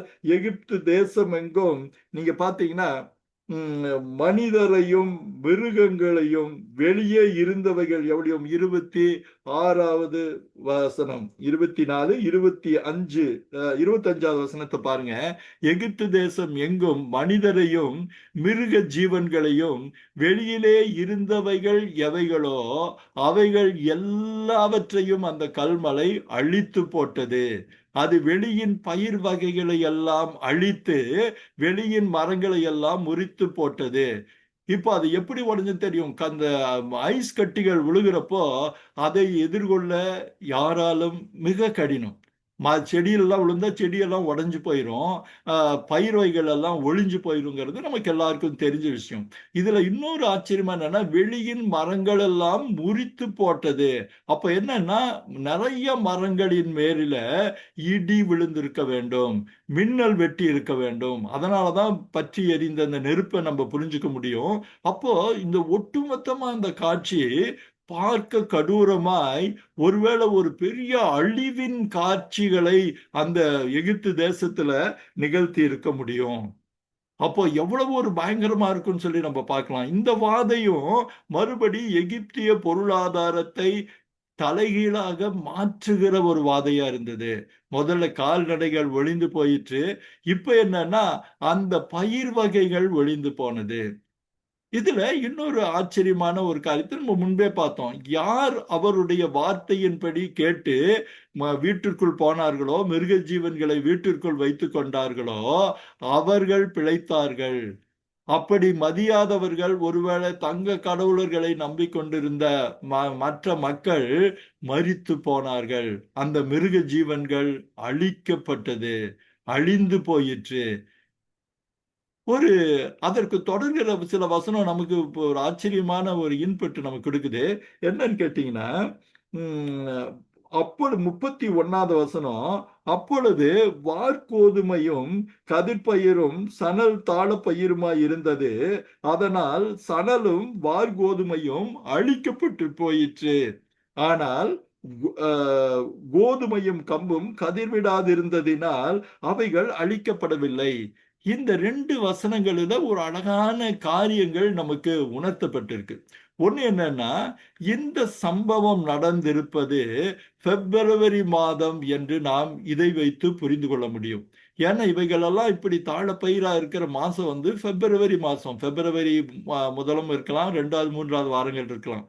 ஏன்னா நம்ம இதை வைத்து இன்னொரு காரியத்தை கூட யோசிக்க முடியும். இஸ்ரேல் ஜனங்கள் எகிப்தை விட்டு பெறப்பட்டது நிசான் மாதம் 14ஆம் தேதி.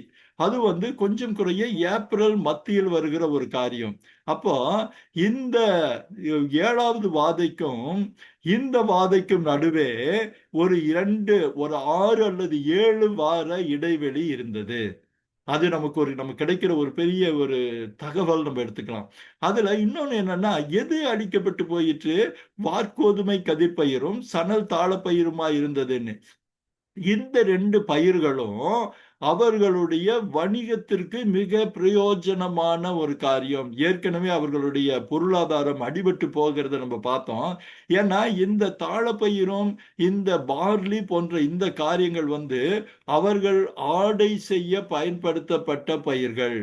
சணல் நம்ம பருத்தி, நம்ம எஜிப்சியன் காட்டனை பத்தி பார்த்தோம். அதே மாதிரி இந்த பயிர்கள் அவர்கள் ஆடைகளுக்கும் வியாபார பொருட்கள் செய்வதற்கும் ஏதுவா இருந்தது. பார்லியிலிருந்து அவர்கள் பீர் போன்ற மதுபானங்களை செய்தார்கள். அப்ப என்ன, மறுபடி ஒரு பிசினஸ் செட்டப் ஒழிக்கப்பட்டு போச்சு. அவர்களுடைய பொருளாதாரத்தின் ஒரு பகுதி ஒழிக்கப்பட்டு போச்சு. ஆனா கூடவே ஒரு ஆச்சரியம், எப்படி இந்த எகிப்திய ஜனங்கள், அவர் சொல் கேட்ட எகிப்திய ஜனங்கள் தப்பிவிக்கப்பட்டார்களோ, அதே வண்ணமாக கோதுமையும் கம்பும் கதிர்விடாதிருந்ததினால் அவைகள் அழிக்கப்படவில்லை. அல்ல, இன்னும் சொல்ல போனா அவைகள் அழிக்கப்படவில்லை. ஏன்னா அவைகள் அவர்களது உணவு சம்பந்தப்பட்ட காரியங்கள், அவர்கள் வயிற்றுக்கான காரியங்கள். அதனால ஆண்டவரோட கிருபையை இங்கேயும் நம்ம பார்க்கிறோம். அவர்கள் உணவிலே ஆண்டவர் இந்த வாதையின் மூலமாக கை வைக்கவில்லை, அதை அழிக்கவில்லை. அப்போ அவர்களது வியாபார காரியங்களை மாத்திரம் இந்த கல்மலை முற்றிலுமாய் அழிக்கப்பட்டுச்சு. மற்ற பயிர்கள், அவர்கள் உணவு சம்பந்தப்பட்ட பயிர்கள் இந்த கடுமையான மழையிலும் தப்பி போனதுங்கிறது ஒரு பெரிய ஆச்சரியமான விஷயம். ஆக இந்த 7வது வாதை, சாரி, ஆமா 5, 6, 7வது வாதை இப்படிப்பட்ட ஒரு பிரம்மாண்டமான காரியங்களை ஏற்படுத்தியச்சு. நம்ம ஒவ்வொரு வாதைக்கும் அதன் விளைவுகளை நம்ம பார்த்தோம்னா நிறைய அதிகமாய் கொண்டே போகிறத நம்ம பார்க்கிறோம். அதே வண்ணமாக இந்த வாதையும் பெரிய ஒரு காரியத்தை ஏற்படுத்திச்சு. இப்ப நீங்க பார்க்கலாம், இந்த காரியங்களுக்கான கடவுளர்களை அவர்கள் ஒருவேளை, ஏன்னா ஆண்டவர் எப்பவுமே ஒரு நாள் டைம் கொடுக்கிறாரு. அந்த ஒரு நாள் டைம் எதுக்குன்னு நீங்க பாத்தீங்கன்னா, அந்த வாதையை பற்றி அவர்கள் யோசிக்கிறதற்கு, ஒருவேளை அவர்கள் தங்களுடைய கடவுளர்களிடம் முறையிடுவதற்கான ஒரு டைம், ஒரு நேரத்தை கொடுக்கிறாருங்கிறது கூட நம்ம எடுத்துக்கொள்ளலாம். மாத்திரமல்ல, ஆண்டவர் காலங்களின் மேல் ஆளுமை உள்ள கர்த்தர். அவர் எப்ப சொல்றாரோ அப்ப நடக்கும். காலமும் நேரமும் அவர் கரத்தில் இருக்கிறதையும் நிரூபிக்கிற ஒரு காரியம். அப்புறம் கூட வந்து நம்ம ஏற்கனவே சொன்னவண்ணமாக நீங்க யார்கிட்ட வேணாலும் போய் முறையிட்டுக் கொள்ளுங்க. அது இந்த ஆபத்திலிருந்து அந்த கடவுளர்கள் உங்களை தப்புவிக்கிறாங்களான்னு பார்க்கறதுக்காக இருக்கும். அப்போ அவங்க என்னென்ன கடவுள்கிட்ட அவங்க சொல்லியிருக்காங்கங்கிறத இப்ப நம்ம பார்க்கலாம். நீங்க அந்த ஸ்கிரீன்ல பார்க்குறீங்க. இந்த முதல்ல நட் அப்படின்னு ஒரு கடவுளை பார்த்தீங்க. இந்த தேவதை வானத்திற்கான கடவுள். அந்த உடம்புல கூட பார்த்தீங்கன்னா நிறைய நட்சத்திரங்களை பார்த்திருக்கலாம். இப்போ நட்சத்திரங்களை பார்க்கலாம். அது வந்து வானத்திற்கான கடவுள் நட் அப்படின்னு. நீங்க அடுத்த கடவுள் பார்த்தீங்கன்னா இது வந்து காற்று மண்டலத்துக்கான கடவுள். நீங்க பார்த்தீங்கன்னா அந்த படத்துல வந்து அது போட்டிருக்காங்க. ஏர் அண்ட் விண்ட் காட், காற்றுக்கான கடவுள். அவங்க அந்த காற்று மண்டலத்தை பிடிக்கிற மாதிரி படத்தை பார்க்க ஷோன்னு. அடுத்த கடவுள் டெஃப்னட்னு, இது வந்து ஈரப்பதத்திற்கு, அதாவது ஹியூமிடிட்டிக்கான, நம்ம வாழ்க்கையில இது வெளியே ஹியூமிடிட்டிங்கிறது எவ்வளவு முக்கியமான ஒரு விஷயம்னு தெரியும். அது அதிகமாகிறதும் குறைவதும் பெரிய விளைவுகளை ஏற்படுத்தும். அந்த ஈரப்பதத்திற்கான பெண் கடவுள். இந்த மூணு கடவுள்கிட்டயும் ஒருவேளை அவங்க பண்ணியிருக்கலாம், எங்களுக்கு இவங்க சொல்றதெல்லாம் எதுவும் நடக்கக்கூடாது அப்படி இப்படின்னு. அது இல்லாம நீங்க செட் அப்படின்ற கடவுளை பார்க்குறீங்க. இது வந்து புயல் காற்றுக்கான கடவுள், புயலுக்கான கடவுள். கல்மழையும் நெருப்புத்தள்ளும் வளர்றப்போ பயங்கரமா இருந்திருக்கலாம். அந்த புயல் போல இருந்திருக்கலாம். அந்த கடவுள். இது இல்லாம இந்த கடவுளர்களுக்கான ஒரு தலைமை கடவுள் போல ஒரு கடவுள் இருந்ததையும் நம்ம பார்க்கிறோம். அந்த கடவுளர்கிட்டயும் பார்த்தீங்கன்னா ஒசாரிஸ்ன்னு. ஏன்னா இந்த கடவுள் எதுக்குன்னு கேட்டா பயிர் வகைகளுக்கும் செழிப்புக்குமான கடவுள்.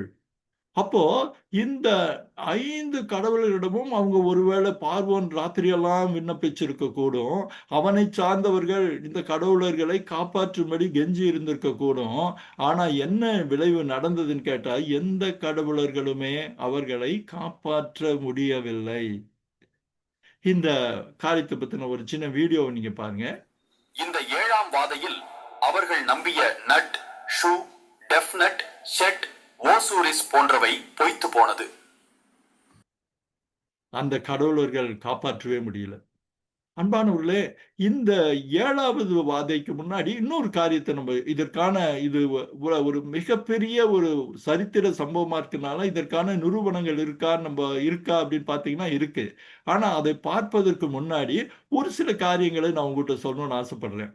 நீங்க பார்த்தீங்கன்னா இந்த ஒவ்வொரு வாதையிலும் மோசேயின் வார்த்தைகள், ஒருவேளை நேற்று ஒருவேளை இந்த காரியத்தை வந்து நீங்க வந்து ஒரு சின்ன ஒரு என்ன சொல்லலாம், ஒரு வேதத்தை, இந்த யாத்திராகமத்தை ஆழமாய் புரிந்து கொள்வதற்கான ஒரு காரியமா கூட நீங்க எடுத்துக்கலாம். 2 ஹைலைட் பேனா எடுத்துக்கங்க. கிரீன் ஒன்னு, ரெட் ஒன்னு.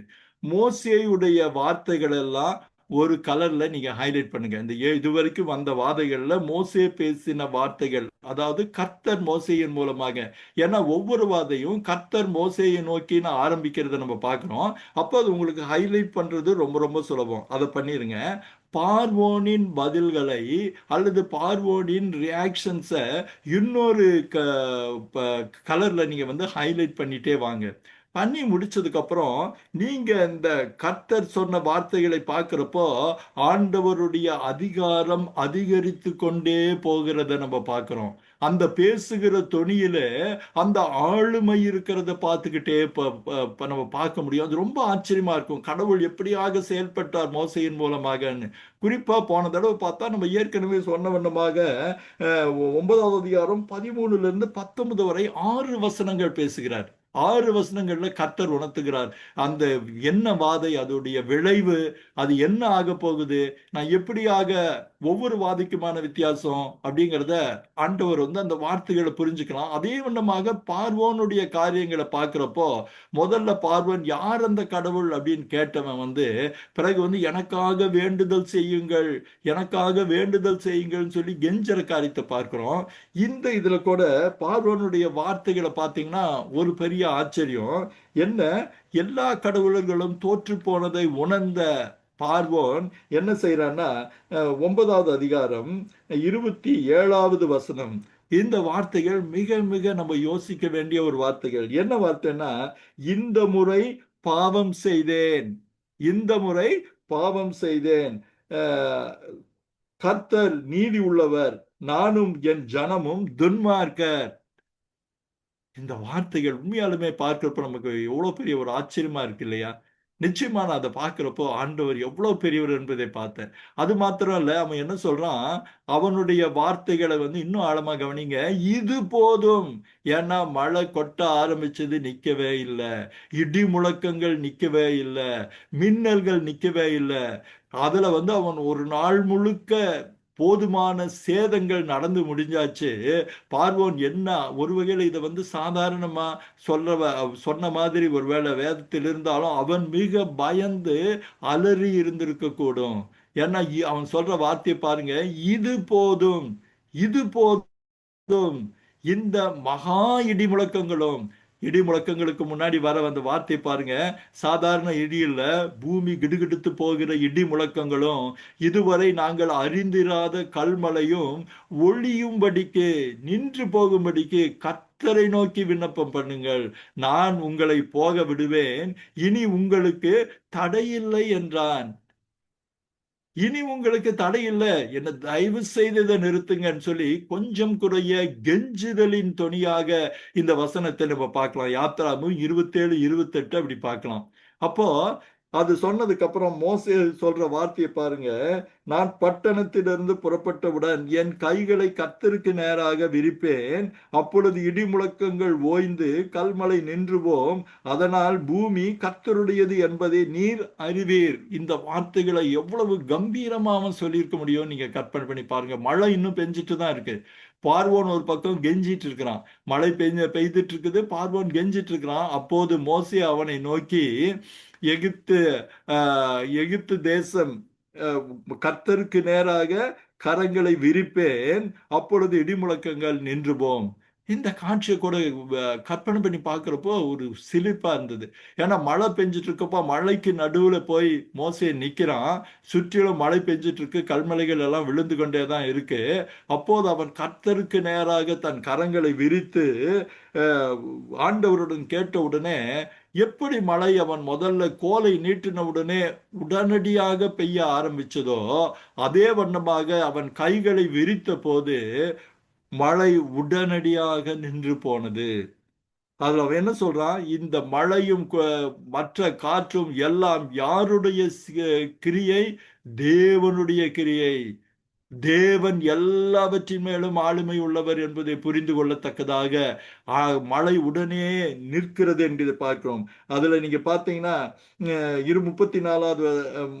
33வது வசனத்தை பார்த்தீங்கன்னா, பட்டணத்திலிருந்து புறப்பட்டு தன் கைகளை கர்த்தருக்கு நேராக விரித்தான், அப்பொழுது அந்த சனமே, அந்த உடனடியாக இடிமுழக்கமும் கல்மலையும் நின்று போயிற்று, மழையும் பூமியில் பெய்யாமல் இருந்தது. இந்த வார்த்தைகள் எல்லாம் நம்ம வந்து ஆழமா கவனிக்கிறது மிக மிக நல்லது. கல்மழையும் மழை பெய்யாமல் இருந்தது, உடனடியாக நின்று போயிற்று. ஆனா பார்வோன் மனதை அவன் கடினப்படுத்தினார்கள் அப்படிங்கிறது இன்னொரு சோகமான விஷயம். அன்பானவர்களே, இந்த ஒரு காரியத்தை நம்ம பார்க்கலாம். இதை வந்து ஏற்கனவே இப்படியான ஒரு பெரிய மழைக்கான நிரூபணங்கள் அல்லது சரித்திர ஆதாரங்கள் இருக்கா அப்படின்னு பார்த்தீங்கன்னா இருக்குங்கிறது உண்மை. நீங்க பாத்தீங்கன்னா அந்த சரித்திர ஆதாரங்கள் நெதர்லாண்ட்ஸ்ல உள்ள மியூசியம் ஒன்றில் இருக்கு. நீங்க பாத்தீங்கன்னா நெதர்லாண்ட்ஸ்ல லெய்டன் மியூசியம் அப்படின்னு ஒரு மியூசியத்துல இதற்கான சில பதிவு சுருள்கள் உண்டு. அந்த பதிவு சுருள்கள்ல சொன்னது ஒரு காரியத்தை வந்து ரொம்ப நீங்க அந்த பதிவு சுருள்களுடைய படத்தை கூட நீங்க பாக்குறீங்க. அதுல இருக்கிறது வந்து நம்ம சுருக்கமா சொல்ல போனா என்னன்னு கேட்டா, தேசம் நாசமாயிற்று, பயிர் வகைகள் ஒளிந்து போயின, எல்லா பக்கமும் ஒளிந்து போனது, மரங்கள் அழிந்து போயின, நெருப்பினால் அங்கங்கு மரங்கள் எரிந்தன, ஒரு பெரிய கல்மழையினால் ஏகப்பட்ட பயிர் வகைகள் ஒளிந்து போன, மின்னல்கள் மிக அதிகமாக வந்து நெருப்பு காணப்பட்டது, கருத்த மேகங்கள் நடுவே புயல் போன்ற மழை பெய்தது அப்படின்படியான இந்த காரியங்கள் இருக்கு. அப்போ இத்தனையும் சிருஷ்டிகராகிய கர்த்தருடைய வல்லமைக்கு இந்த நாளிலும் இந்த நவீன நாட்களிலும் சாட்சியாக இருக்கிற ஒரு காரியம் இந்த நிரூபணங்கள். அன்பானவர்களே, இத்தனை நடந்தும் கர்த்தர் மோசேயை ஏற்கனவே சொன்னபடி பார்வோனின் இருதயம் கடினப்பட்டது, அவன் இஸ்ரவேல் புத்திரரை போக விடவில்லை அப்படின்னு சொல்லி நம்ம அந்த 9வது அதிகாரம் முடியறத பார்க்கிறோம். அன்பானவர்களே, இந்த வாதைகள் எல்லாம் ஒருவேளை நம்ம அதை பற்றி ஏன் ஆழமாக பார்க்க வேண்டும், அதிகமாக பார்க்க வேண்டும் அப்படின்னா, பல பேர் ஒருத்தர் சொன்னாங்க, இதெல்லாம் தெரிஞ்ச விஷயம் தானேங்க, தெரிஞ்ச விஷயத்தை பத்தி திரும்ப திரும்ப நம்ம ஏன் பார்க்கணும் அப்படின்னு சொன்னா அப்படியெல்லாம் கிடையாது. நம்ம 1 கொரிந்தியர்ல ஒரு அழகான வசனம் இருக்கு. இந்த காரியங்கள் இவைகள் எல்லாம் திருஷ்டாந்தங்களாக அவர்களுக்கு சம்பவித்தது, உலகத்தின் முடிவு காலத்தில் உள்ள நமக்கு எச்சரிப்பு உண்டாக்கப்படும்படி எழுதப்பட்டும் இருக்கிறது. இந்த காரியங்கள் கர்த்தர் எவ்வளவு பெரியவர் என்பதை நாம் உணர்ந்து கொள்ளத்தக்கதான ஒரு திருஷ்டாந்தங்களாக, உதாரணங்களாக நமக்கு இன்றைக்கும் இருக்குது. இன்னைக்கு ஆண்டவருடைய வருகை சமீபம் அப்படின்னு எல்லாம் நம்ம பேசிட்டு இருக்கிறோம். பல பேர் உலகத்தின் பல பயங்கரமான காரியங்களை குறித்து ப்ரெடிக்ஷன் சொல்லிட்டு இருக்காங்க. ஆனால் ஆண்டவர் எல்லாவற்றின் மேலும் ஆளுமை உள்ளவர். உலகத்தின் சகலமும் அவரது ஆளுமைக்குள் உட்பட்டு இருக்கிறது என்பதை நாம் புரிந்து கொள்ளும்படி இந்த காரியங்கள் ஊடாக இருக்கிற சம்பவங்கள் நமக்கு பாடத்தை சொல்லிட்டு இருக்கு. இன்னைக்கும் இன்னொரு பாடம் என்னன்னா, இத்தனை வாதைகள் வந்தும், எத்தனை பிரச்சனைகள் வந்தும், மனம் மனம் மாறி மாறி அலைபாயிர மனதோடு இருக்கிற பார்வோன், ஐயோ நம்ம அனுப்பிடுறேன்னு சொல்றான், அனுப்புறது இல்ல. இது சரி, பயந்து அலறி இதோ என்னை காப்பாத்துங்கன்னு சொல்றான். அந்த சம்பவம் முடிந்த உடனே மனம் கடினப்பட்டு போகிறதை போல இன்றைக்கும் நம்மில் எத்தனை பேர் இருக்கிறோம் இல்லையா? பலவிதமான பிரச்சனைகளினூடாக கடவுளை அண்டிக் கொள்ளுகிற எச்சரிக்கை நமக்கு வந்தும், நம் மனம் சுற்றுச்சூழ்நிலைகளின் காரணங்களினால் கடினப்பட்டு போகிற அபத்தத்தை இன்றைக்கும் நம்ம பார்த்துட்டு தான் இருக்கிறோம் இல்லைங்களா? நமக்கெல்லாம் ஒரு எச்சரிக்கை உண்டாக்கும்படி, நமக்கெல்லாம் எச்சரிக்கை உண்டாக்கும்படி இந்த காரியம் நடக்குது. அதுவும் இந்த யாத்திராமயத்தின் காரியங்கள் ஏதோ புராண கதைகள் அல்ல. நேற்றும் இன்றும் என்றும் மாறாத ஜீவனுள்ள தகப்பன், ஜீவனுள்ள ஆண்டவர், இன்றைக்கும் உயிரோடு இருக்கிறவர், அன்றைக்கு எப்படி சூழலின் பேரில் ஆளுமை வைத்திருந்தாரோ இன்றைக்கும் அவர் ஆளுமை வைத்திருக்கிறார் என்பதை புரிந்து கொள்ளுகிற காரியம். நான் அந்த 2 ஹைலைட் பண்ணக்கூடிய சொன்ன ஆண்டவருடைய வார்த்தைகள்னு, அந்த வார்த்தைகள் மாத்திரம் ஒருவேளை நீங்க தொடர்ந்து படிப்பீர்கள் என்றால் ஆண்டவருடைய மகத்துவத்தை நாம் புரிந்து கொள்ள முடியும். பார்வோனுடைய வார்த்தைகளை பார்க்கிறப்போ இன்றைய மனுஷரின் மனநிலைக்கான ஒரு அடையாளமாக அதை பார்க்க முடியும். ஆக இந்த ஆய்வுகள் நமக்கான ஒரு பாடங்கள், ஏதோ புராண கதை, ஒரு கதா காலட்சேபம் போல அல்லவே அல்ல. பழைய கதையை பேசுகிற காரியம் அல்ல. பாடங்களை நாம் கற்றுக்கொள்ளுகிற காரியமாக இது இருக்கும். அன்பானவர்களே, நம்ம நேரம் முடியறதுனால நம்ம அடுத்த வாதைகளை 8, 9, 10 ஆண்டவருக்கு சித்தமானால் அடுத்த எபிசோட்ல நம்ம பார்ப்போம். அதுவரை கர்த்தருடைய கிருபை நம்மோடு இருக்கட்டும். நாம் தொடர்ந்து பாடங்களை கர்த்தருடன் பார்த்திலிருந்து நம்ம கற்றுக்கொள்வோம். நம்ம கண்களை மூடி ஜெபிக்கலாமா? பரிசுத்தமான அன்பின் தகப்பனே, இதோ நாங்கள் ஆண்டவரே 5, 6, 7 வாதைகளை பார்த்தோம் ராஜா. ஒவ்வொரு வாதைகளிலும் இருந்த வித்தியாசத்தை கூட நாங்கள் பார்த்து பிரமித்து போகிறோம் ஆண்டவரே. உம்முடைய கரத்தின் செயல்பாடுகளை பார்க்கும்போது நீர் எல்லாவற்றின் மேலும் ஆளுமை உள்ளவர் என்று பார்த்தோம். மாத்திரமல்ல, இதோ ஒவ்வொரு வாதைக்குமாய், ஒவ்வொரு காரியத்திற்குமாய் அவர்கள் நம்பிக்கொண்டிருந்த கடவுளர்கள் காணாமல் போய்விட கர்த்தரே பெரியவர் என்பதை புரிந்து கொள்ளுகிற காரியத்தை நாங்க பார்க்கிறோம்ப்பா. விசேஷமா எகிப்திய ஜனங்கள், பார்வோனின் மக்களே கூட உம்முடைய சொற்படி கேட்டு கீழ்ப்படியும் போது அவர்கள் காப்பாற்றப்படுகிறார்கள் அப்பா. இது எங்களுக்கு இன்றைக்கும் ஒரு பாடமாக இருக்கிறது சுவாமி. ஆண்டவரே, நாங்கள் யாராக இருந்தாலும் எப்படியாக இருந்தாலும் உம்முடைய வார்த்தைகளுக்கு செவி கொடுக்கும் போது நாங்களும் பாதுகாக்கப்படுவோம், காக்கப்படுவோம் என்ற பாடத்தை நாங்கள் பெற்றுக்கொள்கிறோம். இதோ இந்த யூடியூபில் இந்த செய்தியை கேட்கிற ஒவ்வொருவரையும் ஆசீர்வதியும், ஒவ்வொருவரையும் ஆசீர்வதியும். ஆண்டவரே, அவர்களுக்கான பாடங்களை ஆவியானவர் தாமே அவர்களுக்கு கற்றுத்தரும்படியாய் நாங்கள் ஜெபிக்கிறோம். ஆவியானவர் தாமே அவர்கள் உணர வேண்டிய காரியங்களை உணர்ந்து கொள்ள கிருபை தரும்படியாய் நாங்கள் ஜெபிக்கிறோம். எங்களை தாழ்த்தி ஒப்புக் கொடுக்கிறோம். இந்த நிகழ்ச்சிகளை ஆசீர்வதிங்க. இந்த ஜூம் மீட்டிங் எல்லாவற்றையும் கர்த்தர் ஆசீர்வதிப்பீராக சுவாமி.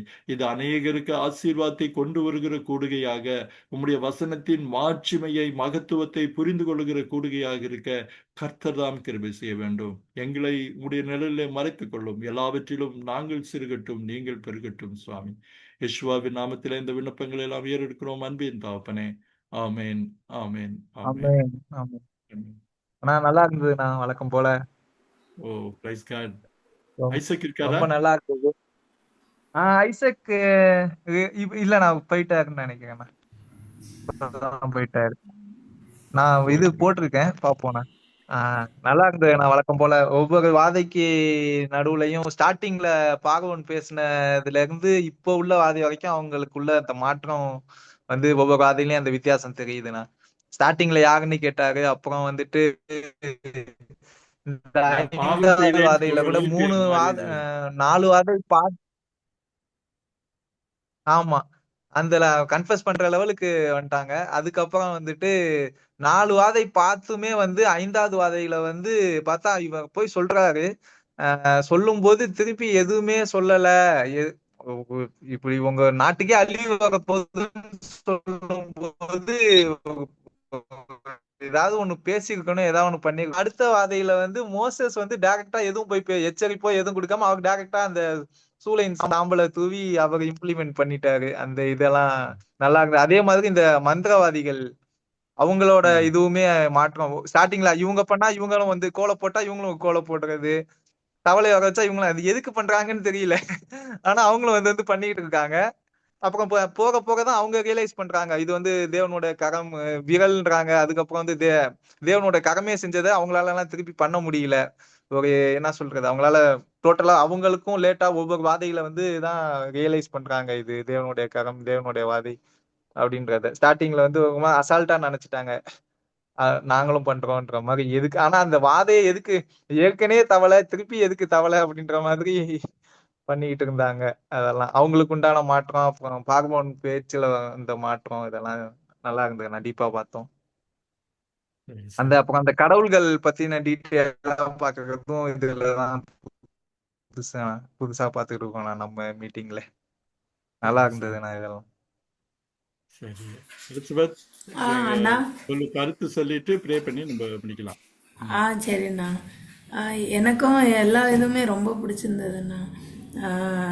குறிப்பாக வந்து அந்த பார்வோன் வந்து இந்த சூழ்நிலையில் வந்து அந்த எகிப்து மக்கள் வந்து ஆண்டவருக்கு பயப்பட்டதினால் தன்னுடைய மிருக ஜீவன்களை சில பேர் காத்துக்கிட்டாங்கன்னும் போது ஆல்ரெடி அந்த மக்களுக்கு வந்து அந்த உணர்வு வந்துருச்சு அப்படின்றது வந்து தெரியுது அண்ணா.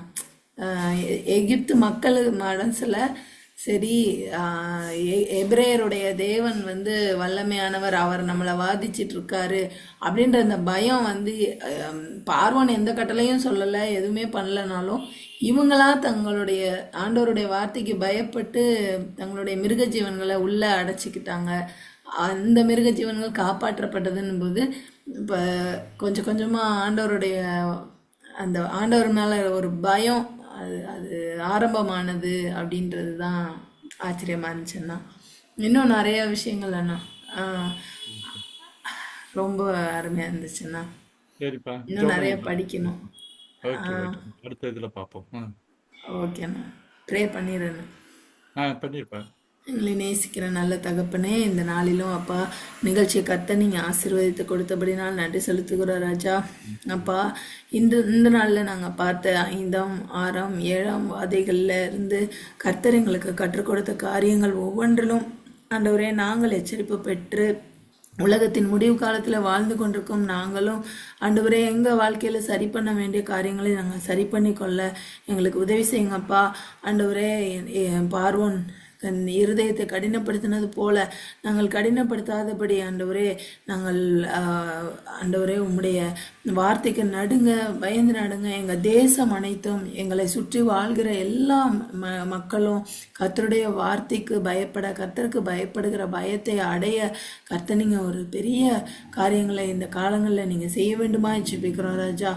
ஆளுகை செய்யுங்க, பொறுப்படுத்திக்கோங்க. தொடர்ந்து எங்களோடு கூட ஒவ்வொரு நாளும் ஒவ்வொரு வாரமும் எங்களுடைய வேத ஆராய்ச்சியில் ஆண்டவரே நாங்கள் அதிகமாக இன்னும் நெருங்கி சேரும்படியான வாய்ப்புகளை ஏற்படுத்தித்தாங்க.